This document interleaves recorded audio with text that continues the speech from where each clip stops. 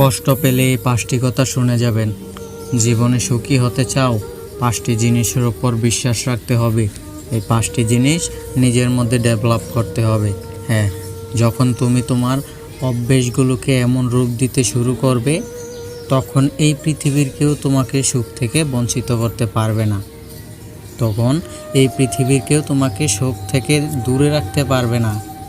তার আগে তোমাকে আমি একটা প্রশ্ন করতে চাই, কেমন আছো? জানি আমার এই প্রশ্নটা তোমার কাছে অযৌক্তিক মনে হতে পারে, তার কারণ তুমি তো দুঃখে আছো না। তোমার দুঃখে থাকাটা অস্বাভাবিক নয়, কারণ প্রতিদিন বর্তমান পৃথিবীর প্রায় প্রতিদিন লাখো মানুষ দুঃখের দিন কাটায়। আর এই পৃথিবীর প্রত্যেকটা মানুষে দুঃখের কারণ বন্ধু ভিন্ন দেখায়। কে বলে আমি এই কারণে, কেউ